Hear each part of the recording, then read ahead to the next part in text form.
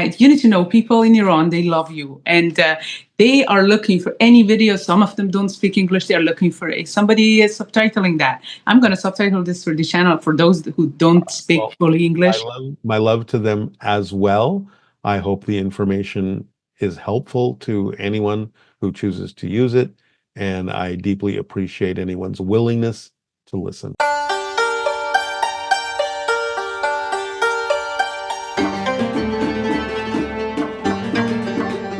Hello, everyone, and welcome to today's special interview. I'm beyond excited to be joined by someone whose work has inspired many of us, Darryl Anka.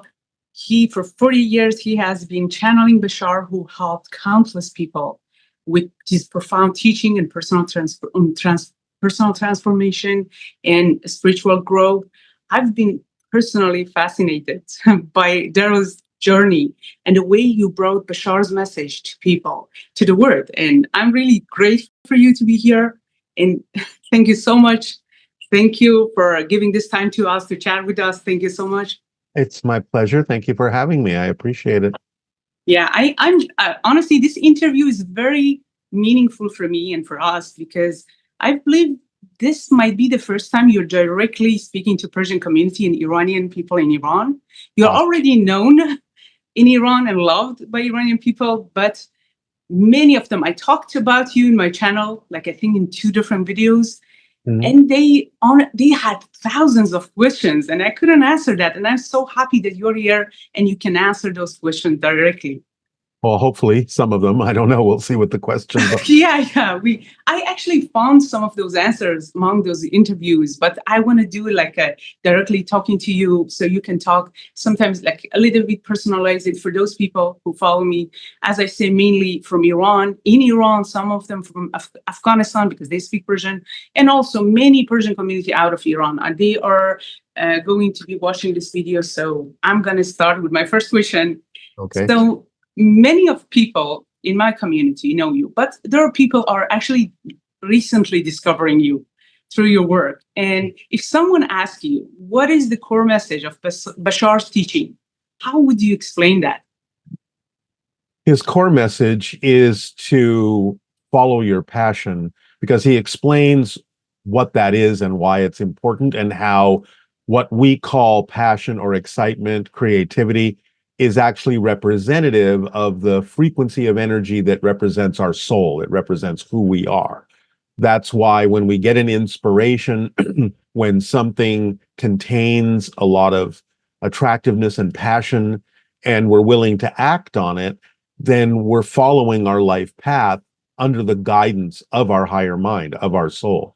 So it's an extremely important principle that he talks about that allows us to upgrade our energy and live our life path in the way that is most beneficial for us and for everyone else. Because when he talks about the idea of acting on your passion, he's talking about it in terms of acting on your passion in service to others, in service to humanity by sharing the gifts that you have to give, not holding back on who you are, letting people see who you are, to be a living example to others that they can also follow their passion, live their truth, be true to themselves, and that makes life work much more easily. So he comes up basically with what he calls the formula, which is a 5-step principle, like an instruction manual for how we actually are already creating our physical reality experience so that we can do it more consciously with more awareness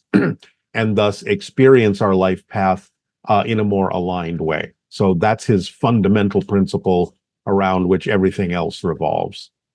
I love that formula. I actually used it, and it's so interesting because when I heard about it and I started looking it up, I found out whatever I achieved in my life, somehow, like, I use that formula. Right. Sometimes people can do it instinctively. Yes. But he's laying it out for people that don't quite have a handle on how that works. Again, it's for people to use it consciously, be aware of what they're doing, so they have more control over it. They can guide it a little bit more easily, and they can be more receptive to the guidance from their soul when they're doing so. Actually, you answered one of the questions that many people also asked. They were asking, how can I find my passion? How can I know what is my mission in this world? Which you explained. Yeah. Everyone's mission in general is the same. And that means to be yourself, to be who you truly are, to discover who that is and act out as who you truly are. That's your mission. The expression of your mission is different for everyone, of course, because everyone is unique. What excites you, what inspires you, what you're passionate about is going to be different. And you're going to do it in your unique way, along the path and the method that works uniquely for you. So you're going to be doing it differently than anyone else. But it's still generally about being who you are. That's your purpose. That's your mission. And following the formula makes it much easier. And to answer the question specifically, how do I find my passion? When Bashar talks about the idea of acting on your passion, a lot of people misunderstand that means it has to be something that's like a large scale thing that comes with, blaring trumpets, and it's your life's work, and it's it's something that is a large scale project or a career. Yes, it can be, and yes, sometimes it will lead to that, but it can start small. So when he's talking about acting on your passion, he means start on everyday things. If you don't know specifically a larger way to express it, look at all the things you have the availability of doing, of acting on, what you're capable of acting on any given day. Really simple stuff. Take a walk, read a book, talk to a friend, eat a meal. Whatever the normal options are that are available to you, always find the one that is a little bit more attractive, a little bit more exciting, and act on that first. Then, by following the formula, it will start to snowball and lead you through synchronicity to attract other opportunities that will get perhaps bigger and bigger and bigger and start to represent something that might become a lifelong project or a career or something like that. But just start small with everyday things, and it will build up to the other things. So it's very easy to find your passion. But the thing you also have to be aware of is being very honest with yourself about what your passion truly is. Because sometimes people can fool themselves. They can be hiding what their passion is and think that something else is their passion. So you have to have an ability to investigate yourself with transparency and honesty to know the difference between true passion and anxiety, because a lot of times we will disguise anxiety as our passion and go in that direction when we really need to be doing something else. And a lot of times we will disguise passion as anxiety so that we can avoid doing it when we actually should be acting on that. But so you have to have real honest self-investigation about why you're choosing to do what you're choosing to do, why you're saying this represents your passion or it doesn't.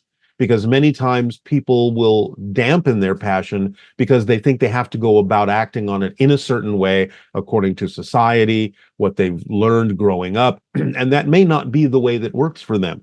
And so they will look at something and say, well, I'm not excited about that, just because of the way they think they have to approach it. Whereas if they use their creativity and imagination and find another way of doing it that works for them specifically and uniquely, they might find that certain things are actually capable of representing their passion if they can go about doing it and acting on it in a different way. So it's a big process of understanding yourself. Goes back to the ancient saying, know thyself, honest self-investigation, and asking yourself, why am I choosing to do what I'm choosing to do at any given moment? Finding if it's based on fear-based or negative beliefs instead of positive beliefs, instead of your passion, and being really clear about what it is that's true for you and what it is that's not. Correct. Specifically when, we are being influenced by people's success. I heard a lot. People are getting inspired when they see someone singing. Oh, I want to be that. And they're looking for something, but then they see it in something else. And it's so easy sometimes to get distracted by that. So when you talk about a life purpose, when we come talk about our mission, also we talk about, sometimes we think about what is the purpose to being by being here, and different beliefs, different religion, and people believe in different things.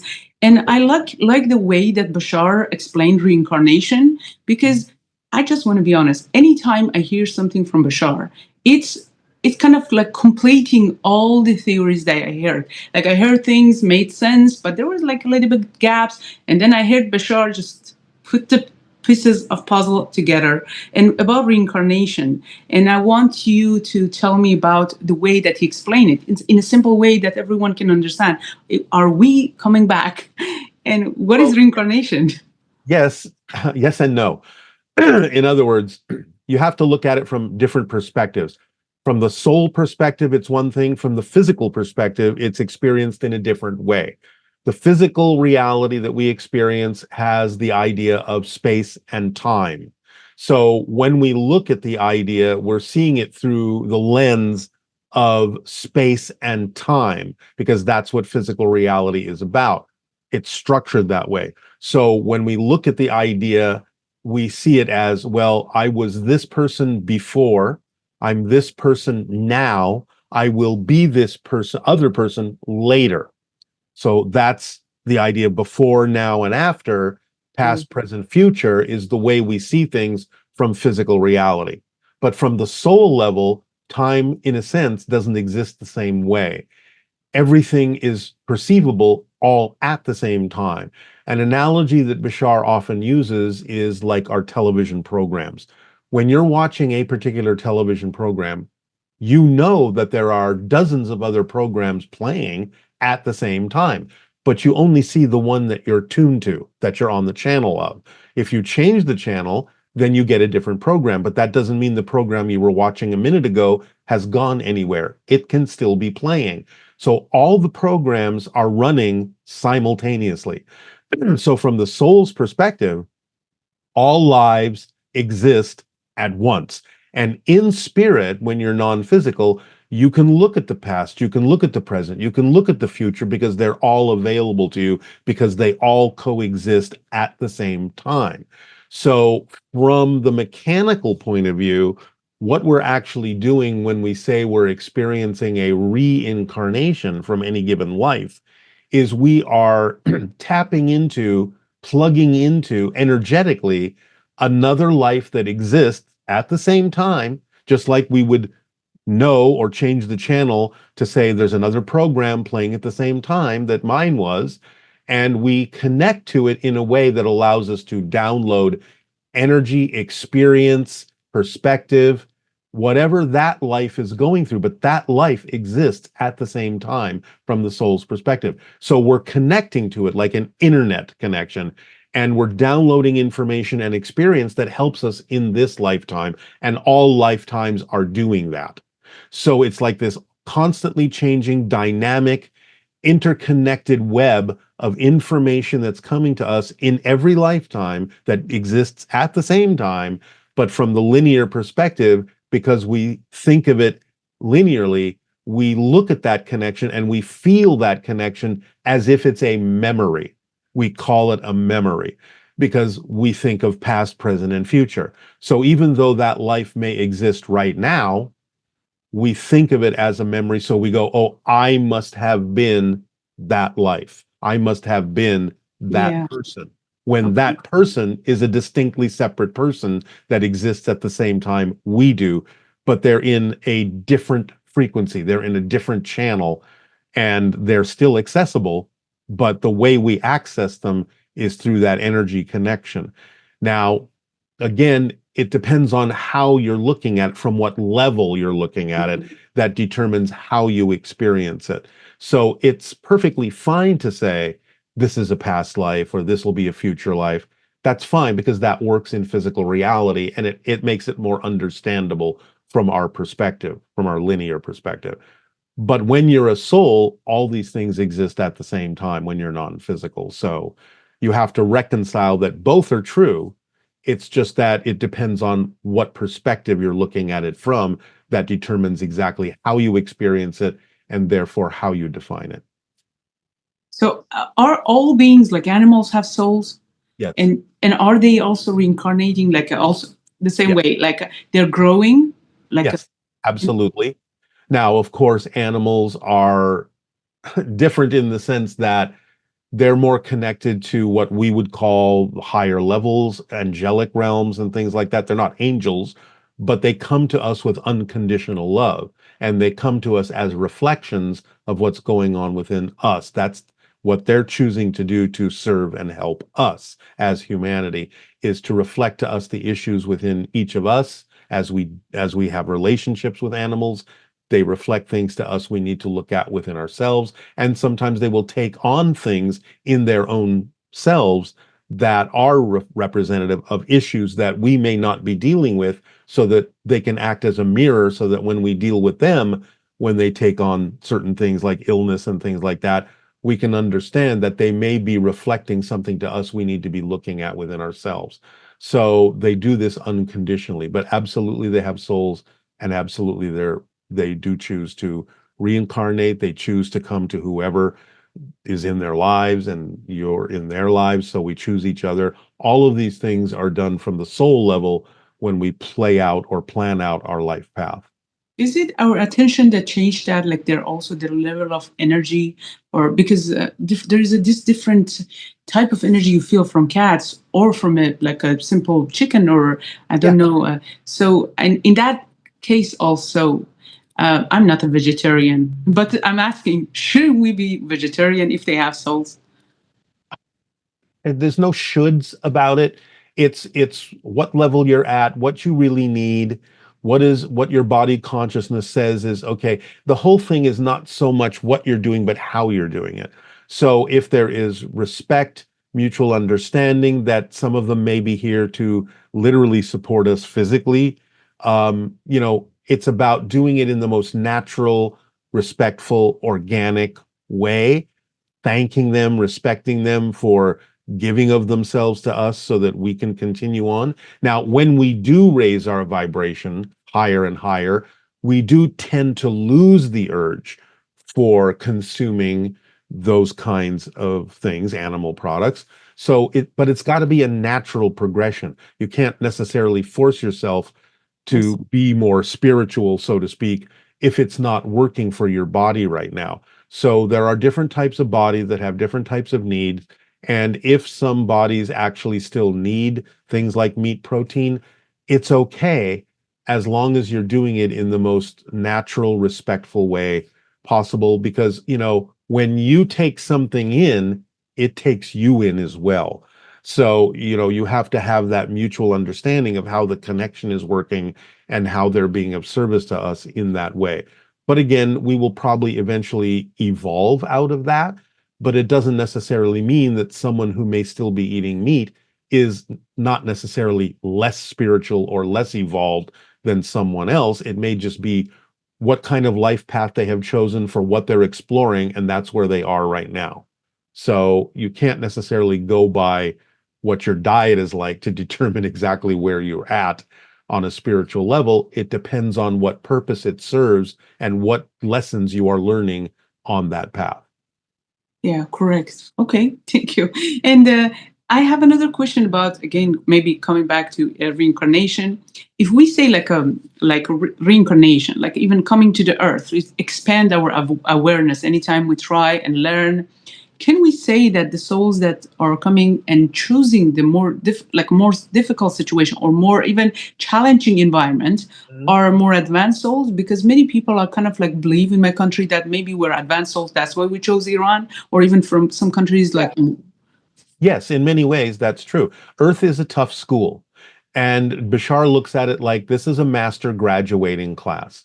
So the more challenges you kind of put on yourself, the more limitations you put on yourself to change and transform and overcome, then that is usually the mark of a soul that is willing to be of greater service to humanity by playing out certain scenarios that humanity can learn from, but it also requires that you do learn to transform them in a more positive way, not just experience the idea of limitation and suffering, but actually learn how to transform them into something positive.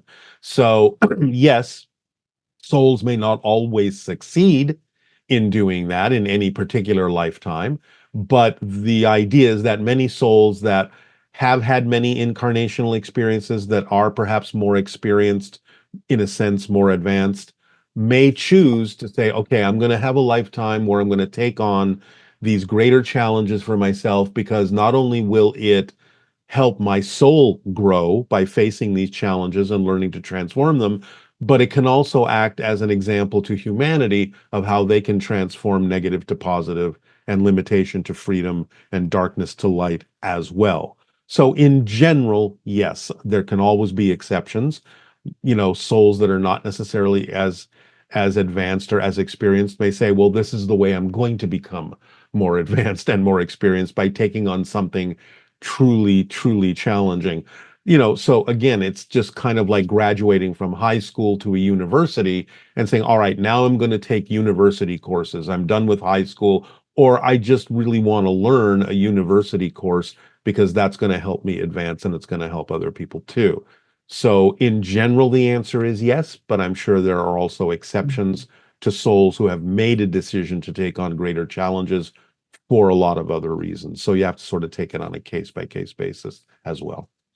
Okay, so some people also believe that some countries like Iran might carry like kind of collective karma, like, or even like energy curse. Is there something? No, curses don't exist in that sense. No. Remember, anything you experience is being experienced in your own energy. Nothing else can affect you. You can match a frequency of a lower energy and then experience the impact of that lower energy, but you're still experiencing your own energy. Karma, in the ancient Sanskrit meaning, simply means action. And what that means is, if you are recognizing that your energy is out of balance, if you're out of alignment with your true self, your true vibration, the action of bringing yourself back into alignment is the erasure of karma. So karma is just the willingness to take the necessary actions to bring yourself back into balance if you recognize that you're out of alignment, out of balance. Karma, in the sense that we traditionally use that word, isn't a real thing, because that idea is simply, it's like saying I'm stuck in the past, I'm affected by the past, and you're never affected by it. You can believe that you are, and you can act like you are, and you can get the effect that you are, but you're creating that effect in the present because you believe that you're connected to the past in that way. But again, it's in the present that you define yourself and what is true for you, and you can immediately understand, okay, if I have been out of balance, or if something from another life has been representative of being out of balance, well, I can take that as a lesson to make sure that in this life, I am not out of balance. And by doing that and bringing yourself into alignment, then any concept of karma is completely negated and erased. So it's what you do in the present, the actions that you take in the present to keep yourself in alignment with who you truly are, that negates the whole idea of being susceptible or subject to the idea of karma in the old-fashioned, outdated, traditional meaning of that word. Yeah, okay. And the next question is a little bit complex. I'm going to read it. It's you mentioned about 2027 that other beings are going to be revealing themselves to human and help humanity. That sounds very similar to something that in some religion believe like a savior is coming. Is that the same thing? And that like a savior, is that the same idea? They're not saviors, but I think that in the religious context, they have interpreted an instinct that something like that is going to happen, and they've interpreted it in religious terms. And because a lot of religions talk about the idea of saviors, then sometimes they will translate that idea as, yes, the saviors are coming back, at a certain time. But the thing is to understand, it's not that we need saving, it's that we need examples we can live up to. Because any ascended master, any religious figure that has in any way, shape, or form been here and talked to us and taught us certain ideas has really only been telling us, look, this is what you are capable of too. I am not above you. This is what you're capable of. Be like me. Be this way. So I think what's happening when extraterrestrials reveal themselves, who are more advanced than humans in general, it's that we're being given an opportunity to understand that they are reflections of us, we are reflections of them, and we have an opportunity to uplift ourselves and upgrade ourselves by their example, because they're just basically telling us, like Bashar does, it's like, look, you have all the same capabilities that we do, no matter how advanced you think we are, no matter how advanced you think any ascended master is, any religious figure is, whatever that is, they're reflections of what you also contain, what is possible and probable for you if you would just allow yourself to be who you truly are. So they're just acting as mirrors for what we can be. They're not, in the sense, something that is necessarily to follow, in the sense that we are subservient to them or less than them. They would never say that. An ascended master would never tell anyone that you are less than I am. That's not what they're about. They're telling you, this is what you're capable of. I'm being a living example of what you can be too. And I think that the extraterrestrials, when they are revealed to us, when we make open contact with them in a couple of years, according to Bashar and according to other psychics as well, that it's an opportunity for us to live up to our full potential, and they simply reflect and represent that to us. I'm so happy that I'm here in this time. I mean, I've been in different times too, but it's so exciting. And what about I mean, like, I don't believe in this, but people talk about antichrist, and like, because when comes savior, comes also something that ends the world. There's no. Yeah, but all you're talking about is positive and negative energy. That's all. The light side, the dark side. I mean, but all of that is within us. If you want to single out a particular person or entity and say, well, you represent all the darkness in us, and you want to call that idea the Antichrist, it's still a reflection of the darkness within us. So it's not about projecting that on someone else. It's about taking the responsibility that we are that too, and that there will always be the yin and the yang, the light and the dark. It's not about the idea of not being aware of that. And actually, when you expand your consciousness, you become not only more aware of the light, you become more aware of the dark. It's about being in balance with those things so that you can choose the experiences that are more positive without invalidating the experiences that are more negative, because you can use negative mechanics and negative energy in positive ways, and you can use positive energy in negative ways. So it's about how you balance these things out and what your intention is and what the manifestation is in terms of how you use these energies. For example, we are bigger than just our physical selves. We are these unlimited, eternal, indestructible souls. But we have purposely placed limitations, blinders on our greater self to have this physical experience. So we have, in some ways, used a negative mechanism of limiting ourselves, but for a positive reason of discovering ourselves in a new way that helps us grow as a soul. So you can use a negative mechanism for a positive reason. It just depends on what your intention is behind how you use it. So the whole idea of the Antichrist, I think, is just us realizing we have to face the darkness within ourselves. It's a scary thing to do for a lot of people. So they project that onto the idea, we're going to fight, we're going to fight this one particular entity that represents all the badness, in the world, and it has nothing to do with us. Of course, it has everything to do with us. We are the ones that project negativity outward and manifest the negative, things in our lives. We're the ones that do the same thing with positive energy. We have to take responsibility and understand that we are co-creators. We are the creators of our physical reality experience. And as soon as we take that responsibility, then there's nothing to be afraid of. We can simply face it as a challenge and go through it and transform it in positive ways. So in that sense, there is no such thing as bad entities, like a dark.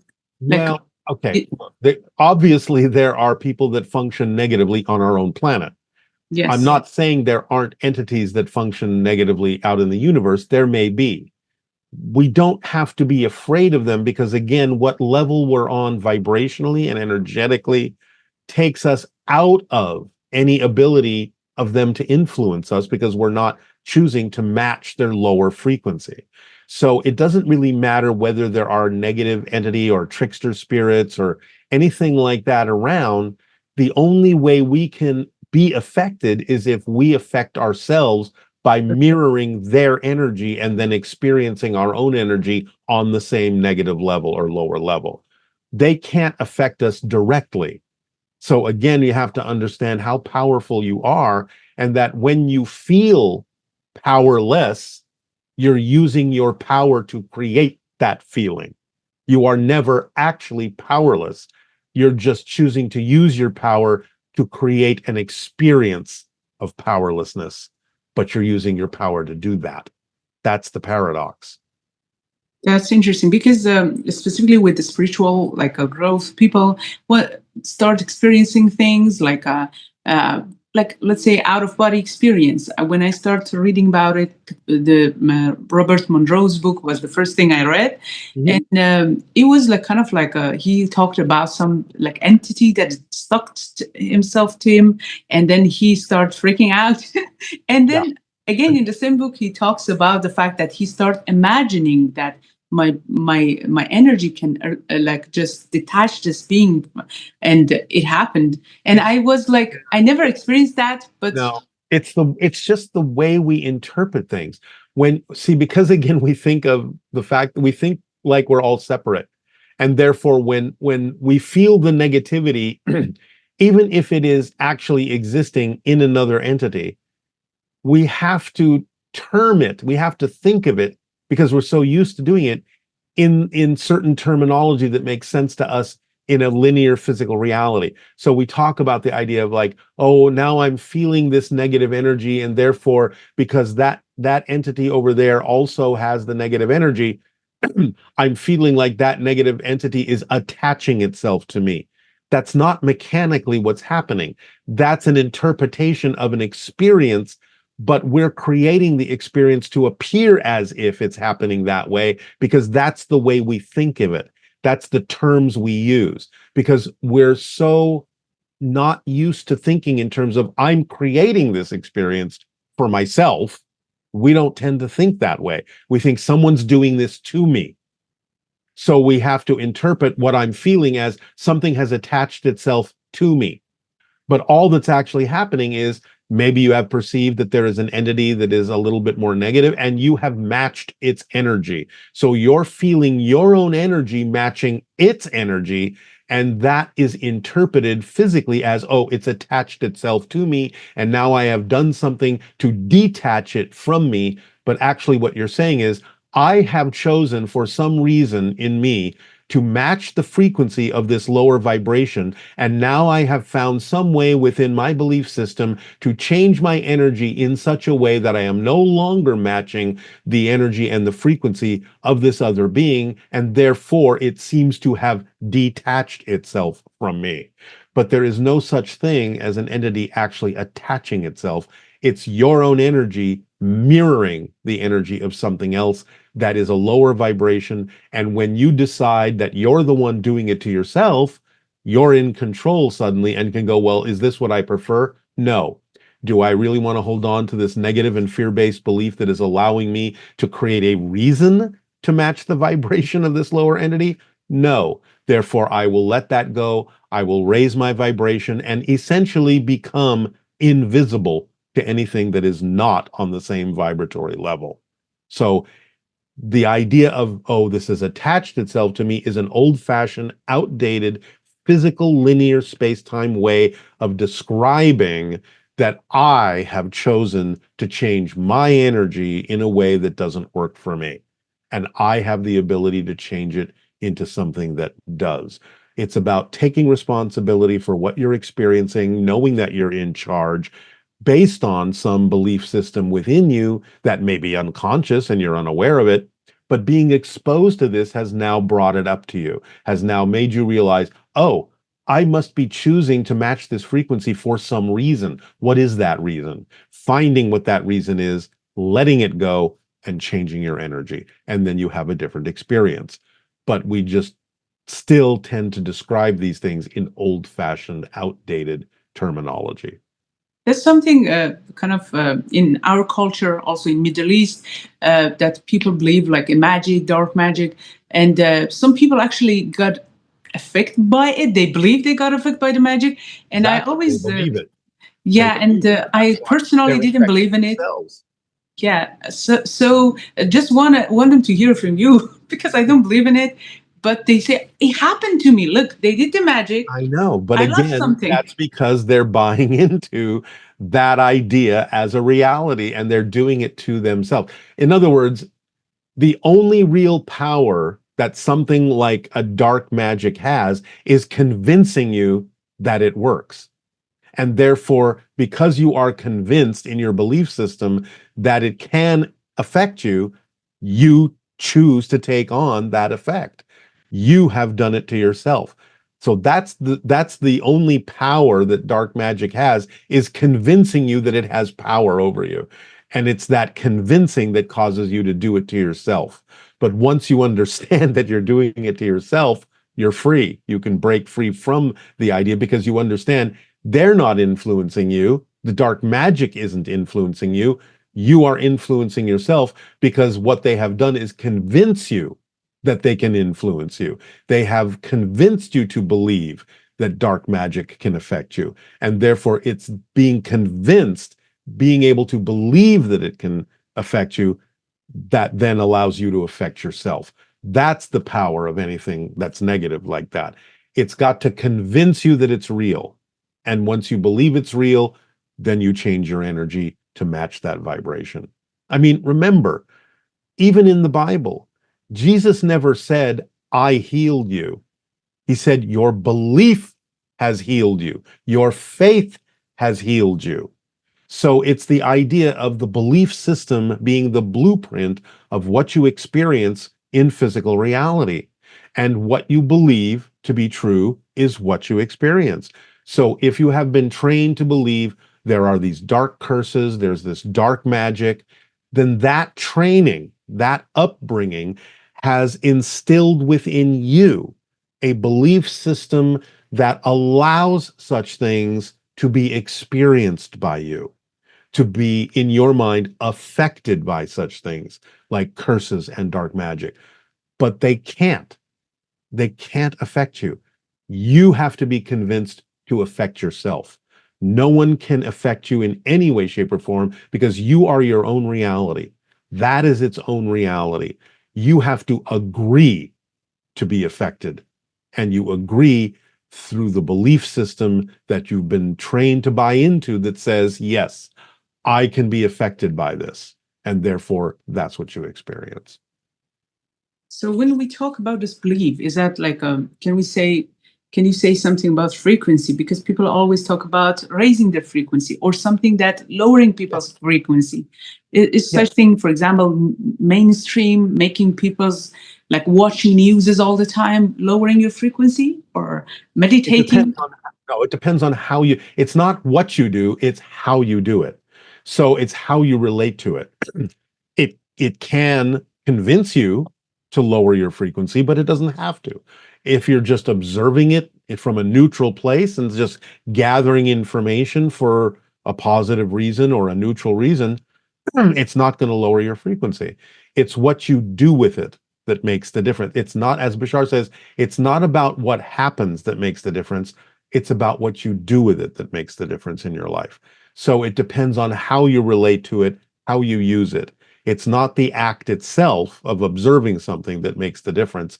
It's what your reaction to it is, what your response to it is, based on what you believe to be true about yourself and your ability to relate to it. So you either relate to it by defining what you're experiencing in a positive way or a neutral way or a negative way.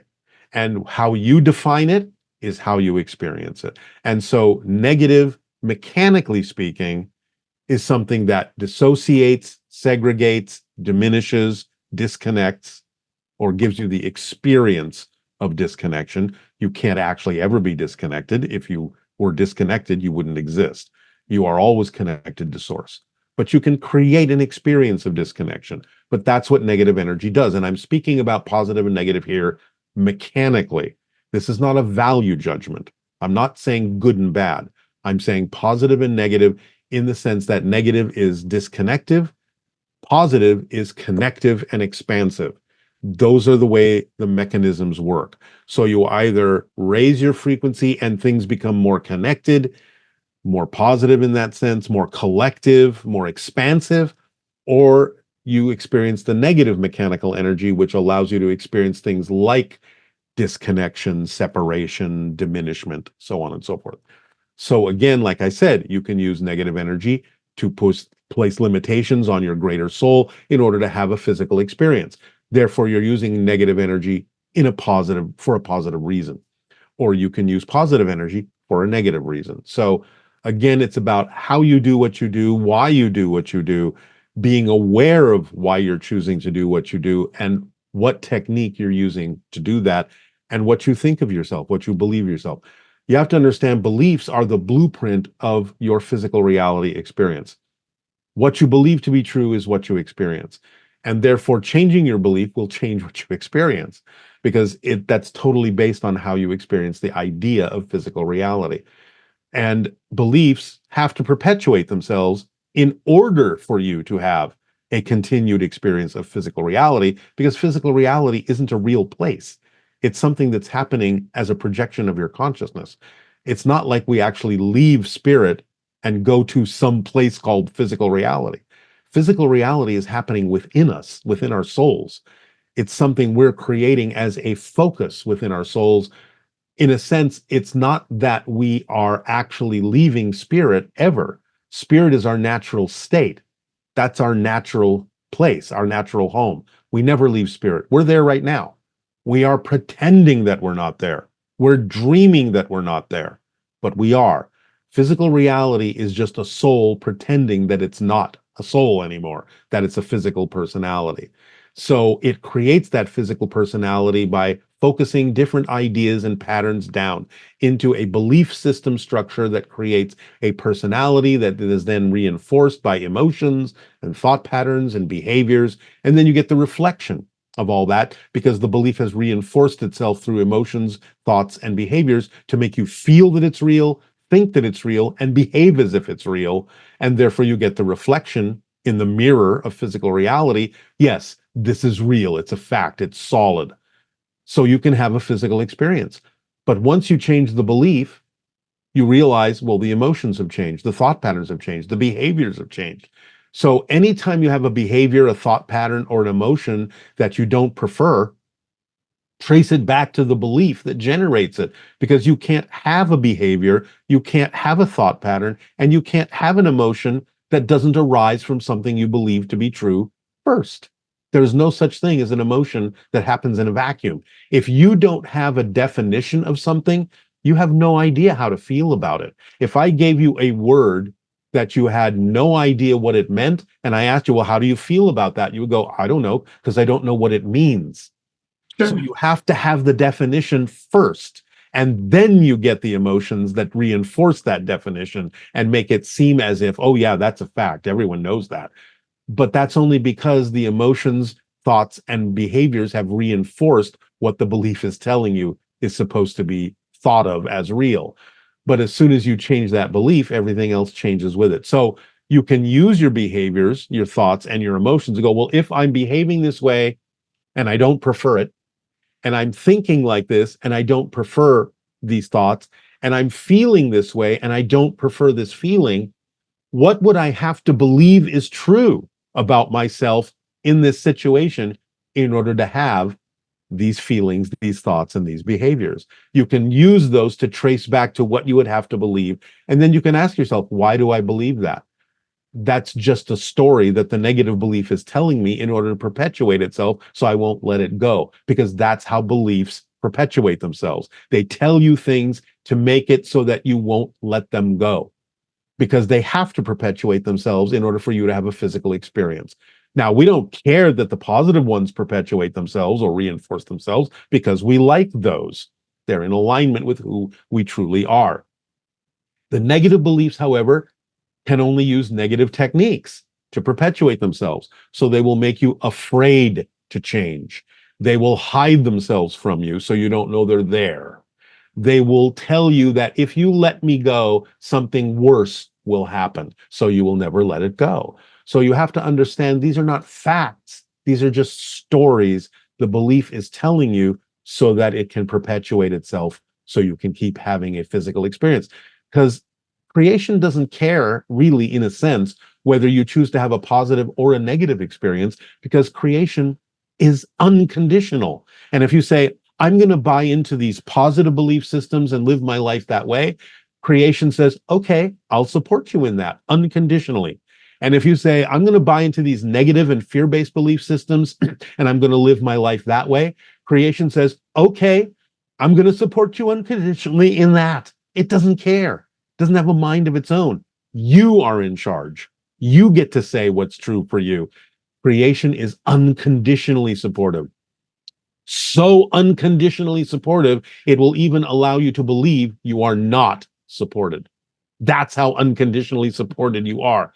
What you say is true is what goes, is what gets reinforced.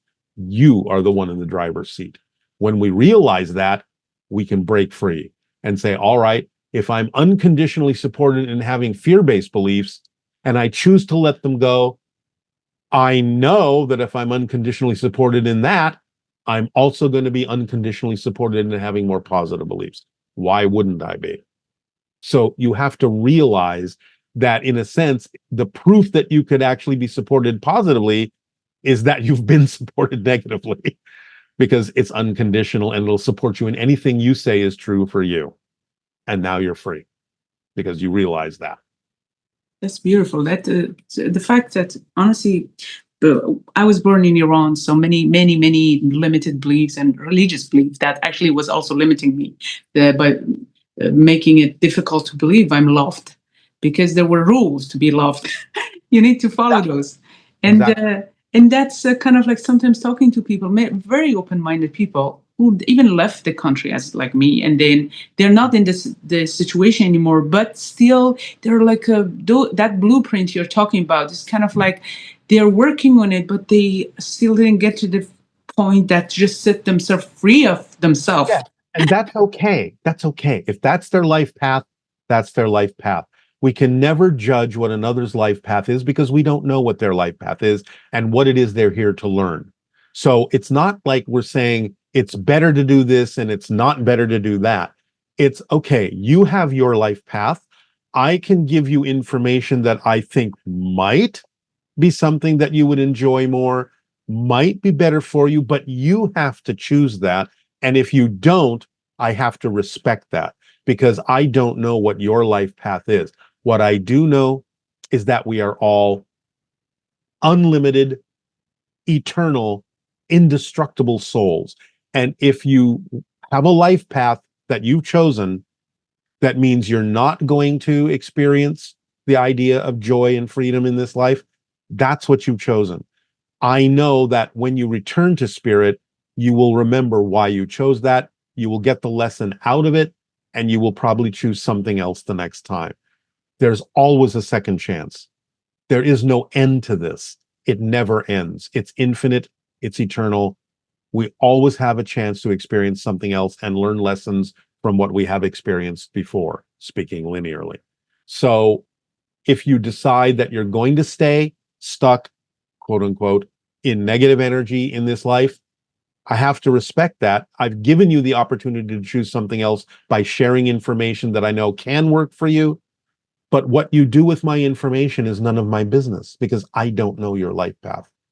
And if you want to stay in the idea of exploring negativity for some reason that will help your soul grow later, that's your choice, and I have to respect it. That's beautiful. So now talking about the spirit world, and I had this experience, in out-of-body experience, and I had a chance to see that place, the spirit world, I believe, and senses, their colors and everything was more real than here. And I felt like home. I didn't want to come back. I know it is home, but you've also chosen to have this experience. So you will go home at some point because everyone chooses their entry point and their exit point. And when you're done, you will wake up in spirit. And you'll remember, oh, I chose that because of this. And you go through your life review and what are the lessons I've learned from having this life and these experiences. And then you will confer with your guides and your soul family, and you will decide what you want to do next, whether it's another incarnation or stay in spirit or go to another dimension or incarnate on another planet. And you can choose whatever you want, but you will take with you the lessons that you've learned here because that's what you wanted for your soul's growth. So, it's open-ended. We have absolutely ultimate free will in spirit to choose anything that we believe is going to help us be who and what we truly are and expand the universe. When you're speaking about spirit guides, some people believe those are like numbers, like 1111 222. It's a guidance. Is it, or is it just? It can be a method that spirit guides can use to get your attention. Synchronicity is simply the physical space-time's way of telling you that everything is connected. And seeing those kinds of numbers can simply be a road sign that you're in the right vibration at this particular moment. So stay in this frequency. It can be a reflection of that. It can be a message from your guides. You don't always have to know exactly what it is, other than understanding that when you do experience synchronicities, whether it's through numbers or some other way, that you are now in alignment in the frequency that is your true frequency. And so use that, remember what that felt like at that moment, and go forth in your life and act from that frequency, and you will be able to act in a more aligned way. So it's a reminder of who we are. It's a reminder that everything is connected, that nothing is an accident. It's all an orchestration. No matter whether the orchestration has the same degree of meaning for you that it might have for someone else experiencing it. For example, Bashar has used the analogy of, like, say, being in what we call a traffic jam, where you're in your car, you're going nowhere, there's all sorts of other cars around you. Now, maybe being in that traffic jam has some meaning for you, or maybe it has more meaning for someone else in that traffic jam, but you are willing to play your part in allowing them to get their meaning. So it's still an orchestration, even if the reason you're in that traffic jam has less to do with you and more to do with another person. On a higher level, you're still willing to play your part to allow that other person to get what they need out of that experience. So it's still not an accident that you're there.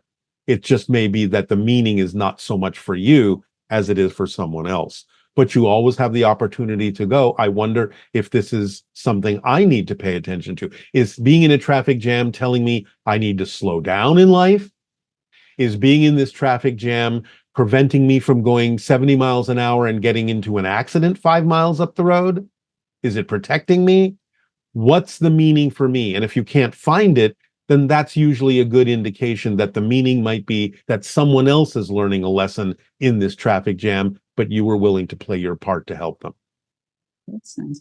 And somewhere I heard that Bashar said that if about lucid dreaming, that you can go and get access, like change the blueprint. And I don't know if it was lucid dreaming or out of body experience. Yeah, it's not so much that you change the blueprint, but you can change the way in which you experience the blueprint.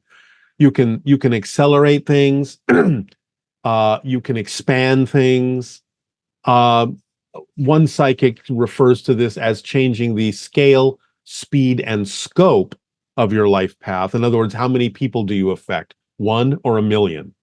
How fast do you do it? In 3 weeks or 3 years? Those kinds of things can be manipulated to some degree. There's some expansion and contraction in that, but you can't actually change the challenges that you set up for yourself on your life path. Those are the challenges that you need, in your estimation, when you created the life path for your soul's growth. But it's like, but how quickly can you go through that? Just bring it all. How fast, how many people can you impact with this? Those kinds of changes can be made in the blueprint, but not the blueprint itself. Yeah.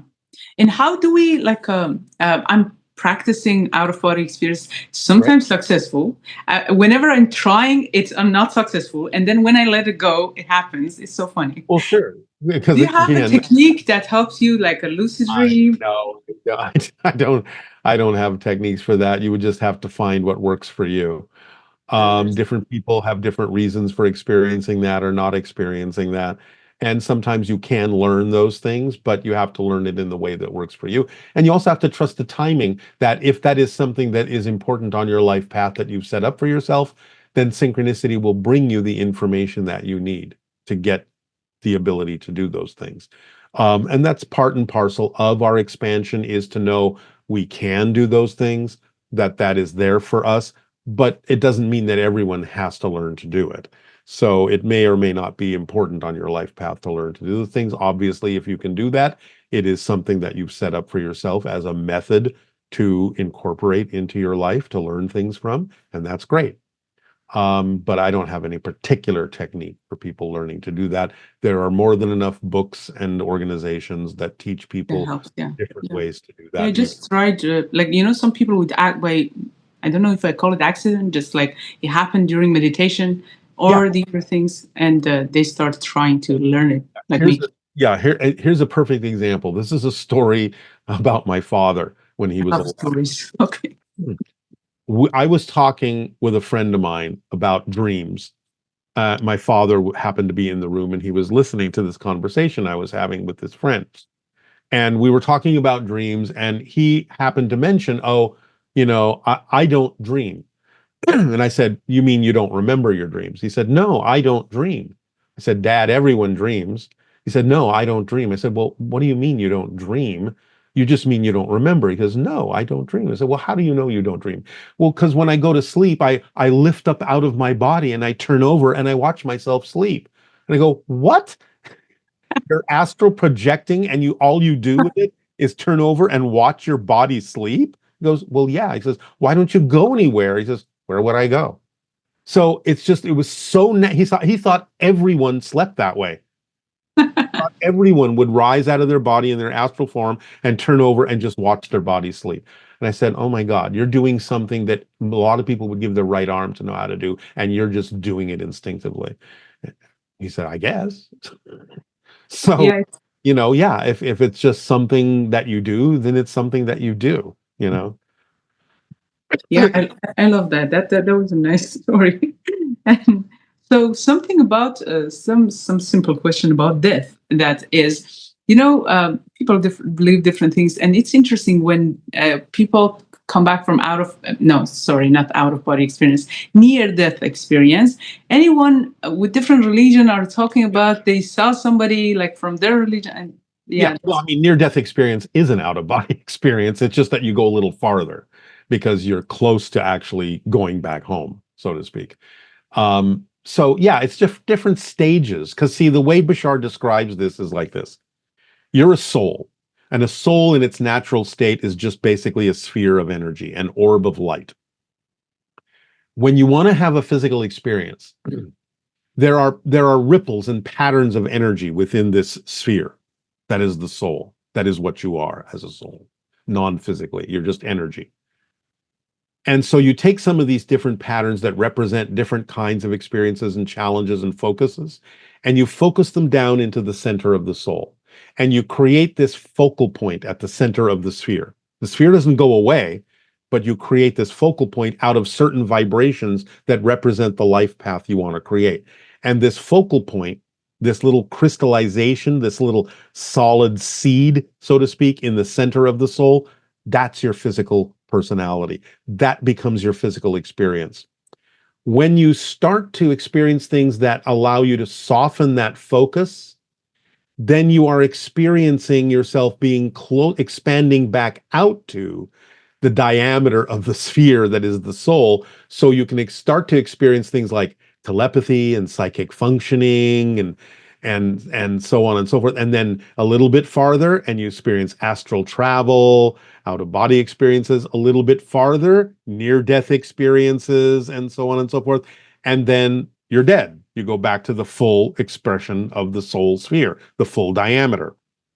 But all those things in between are the different experiences that we have that we're calling psychic functioning or astral travel or near death. It's just you expanding back out closer to the diameter of the soul and letting more of the soul express itself through the physical personality that's still maintained, but is now not so concentrated, not so focused. It's more of an open valve that allows more of the soul to come through, which is actually what we call a walk-in. Walk-in is not an exchange of souls. A walk-in is more of your own soul expressing itself through the personality. So of course the personality has to change to match it, to allow more of the soul through. And we think, oh, that's a different person, it's a different soul. No, it's the same soul expressing more of itself through the physical personality that it has created at the very center. So the idea from another perspective, we started earlier talking about incarnation. So from another perspective, look at the idea of, okay, here's this expanded soul. It focuses certain things down into the center, has the physical experience, and then goes back to soul. It goes down, I'm going to have another incarnation, back to the center, have another personality with different vibrations, making that new personality, and then it dies and goes back to spirit.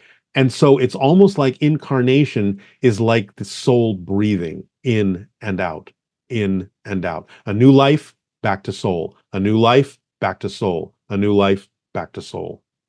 So from that perspective, you could say it's almost like the soul is focusing, defocusing, focusing, defocusing. And that's what incarnation is from the soul's perspective.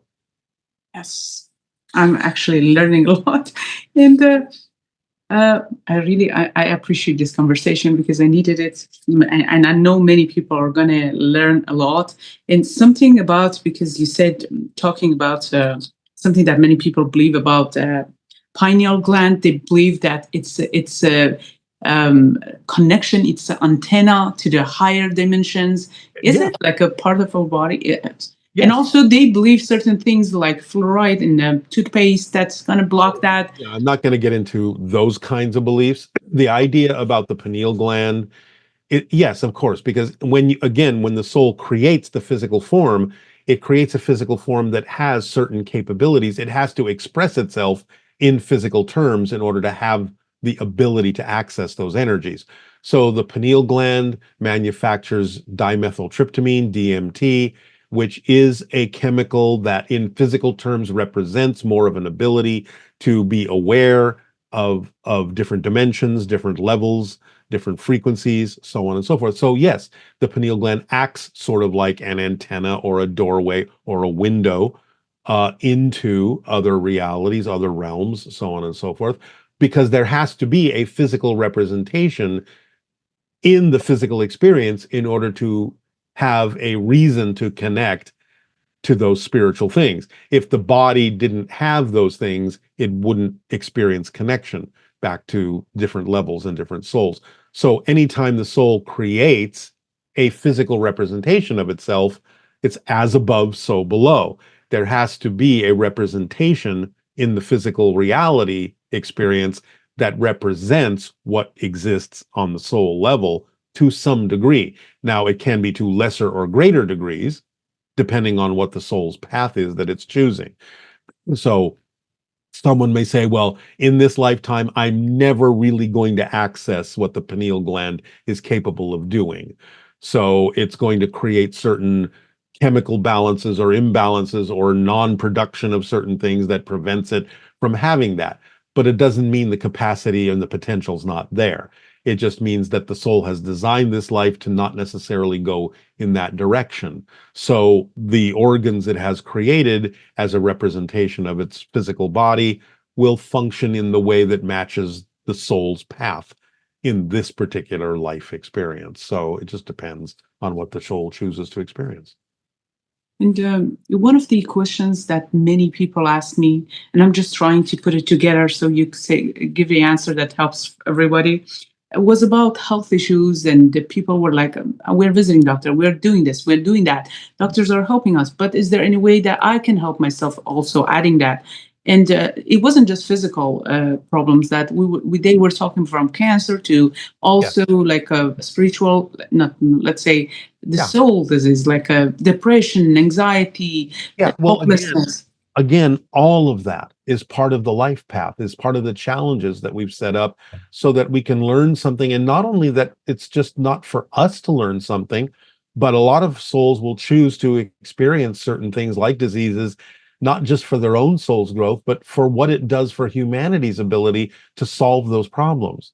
So a lot of times an advanced soul will say, all right, I'm going to have what appears to be this incredible limitation on my physical form, but it's because other people are going to learn how to make sure this never happens again. And therefore they may actually be doing it in service to humanity by taking on what seems to be, this horrible disease for them. But as the soul knows, this is going to be over in a flash from my perspective. But in the meantime, I'm going to be of great service to humanity by allowing them to explore through me how they can make sure through maybe genetic manipulation or vibrational medicine or traditional medicine or non-traditional medicine, how this can actually be healed. And so no human in the future will ever have to experience this again. So a lot of advanced souls will do that for humanity. That's true. But if they want to just end that, if they don't want, they still can't do that, right? It depends on their life path. So I can't answer blankly yes or no in general, because it depends on why they have chosen to have that experience. For the most part, the majority of people probably can transform that if they learn the lessons of why it's there. For the most part, that's a very general statement. But there are some life paths that have said, no, this is never going to go away because it's serving a different purpose. So you have to take it on a case-by-case basis. Yeah, I understand. Yeah, I have a personal question because I work with my community. Sometimes there are certain things I really want to share, but also I see that it's not really, many people are not open-minded to that. And then I saw a video of you like many years ago. You were like maybe 30 years ago. The video is very old. And I was wondering, was like, wow, the time that you were talking and sharing, that wasn't acceptable at all. And what was how did you manage doing what you're doing and talking about something and sharing something that, half of the, at least half, maybe more of the people would be like, no, that doesn't make sense. The thing I understood is what Bashar talks about is that if you have something to share that can be a gift for others, there is always somebody waiting to receive it. So it didn't matter to me that, maybe 90% of the population wouldn't receive it, wouldn't even find it. But I knew that some percentage would. So I just put it out with no agenda that anyone had to hear it or had to find it. I just knew that if I had a gift to share or information that could help someone, I understand the principle that there has to be someone in that reality waiting to receive it, or I would not be on a path that allows me to share it, because that would be pointless. And there are no pointless creations. As Bashar says, there are no one-sided coins. If you have a head, there has to be a tail, or there's no coin. So if you have something that's really important for you to share, of course, you always have to do it appropriately. You can't force it on anyone. Yes. But when it's appropriate, and if the opportunity presents itself and you put it out there, you have to know the only reason you're able to do that, and the only reason you're excited to do that, is because even if only one person, there is someone that's waiting to receive that information. And by holding it back, you're depriving them of that opportunity. So I knew someone would receive it. So it didn't have to matter how many or who. I just knew it would go somewhere. And that's why I was able to do that. How did you, maybe I'm asking this because I experienced things. How did you manage to just ignore, maybe block the negatives like judgments and people? Because I don't care what other people think about it. This is my path. I know what happened to me. I don't have to prove anything to anyone. I always tell people, look, you don't have to believe that Bashar is real. I said, the proof is in the information, because I know it works for me. It makes a big difference in my life. And other people have come back and said, when I applied Bashar's information, it changed everything in positive ways. The proof is the information itself. So I don't care that you believe that I'm getting this from an extraterrestrial. It could be another aspect of my own consciousness. The thing that's most important is if you apply the information in your life and it makes your life better, that's the only real reason to do it, is to share this information because I know it works. Other people have said it works. And as long as other people have said it keeps working, I'll keep providing the information. So that to me is the only thing to focus on. And that's why I do it. Yeah. It's not, it's okay for them to believe something different. It's okay for them to believe something completely contrary to what you believe into. Everyone has the right to believe what they wish to believe. But the thing that Bashar is saying is, look, this is how things work. I'm not giving you a philosophy. I'm not giving you a belief system. I'm just telling you how things mechanically work, how you are already creating your physical reality, what your soul is actually doing energetically. This is just physics as far as he's concerned. And you can do with it what you want. But he's literally giving us an instruction manual for how the machine works. If you want to understand the machine working to your advantage, follow the instructions. If you don't follow the instructions, well, the machine may work, but it may not work as it's fully designed to work. It may actually do something harmful to you because you're not following the instructions. So he's just saying, look, we're just giving you what we have observed works in the universe. It's a very simple thing. So follow it or don't follow it. We don't care. It's up to you because you're living your life. We're not living your life for you. We have no agenda that you have to pay attention to us because we understand it's your choice and your life. But I'm telling you, this is how it works. So you can find that out and prove that to yourself by actually applying these principles into your life. And then you get to see that it works or not. It's up to you. So if we don't get the lesson, are we going to repeat it again later? That's up to you. If you have decided that something is really important for your soul to experience, then yeah, you may choose to go, okay, now I'm gonna have this experience and this challenge again, and I'm gonna do it in a different way because I really want to learn the lesson here. I really want to expand my soul through this particular kind of lesson, this particular kind of challenge. So your soul will choose to do that again. You're not forced to do it again. You're choosing to do it again because it was important to your soul to begin with.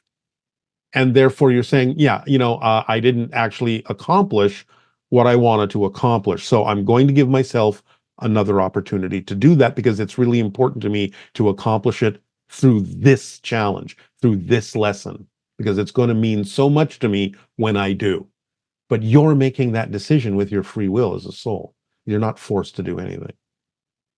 Great. Thank you so much. I actually learned a lot. And I believe that actually in a meeting I had with Bashar, I needed to watch that video 3 times to understand, to get the messages. It was it was too much for my brain.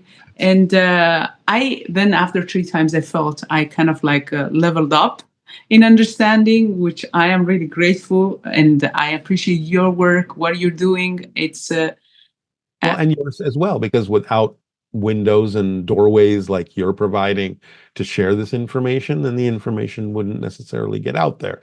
So it's going to reach whoever it needs to reach, and that's fine. But you need to know people in Iran, they love you, and they are looking for any video. Some of them don't speak English. They are looking for somebody is subtitling that. I'm going to subtitle this for the channel for those who don't speak fully English. My love to them as well. I hope the information is helpful to anyone who chooses to use it. And I deeply appreciate anyone's willingness to listen. So thank you for the opportunity to share this. And I appreciate Thank you so much. Thank you for being here. Thank you.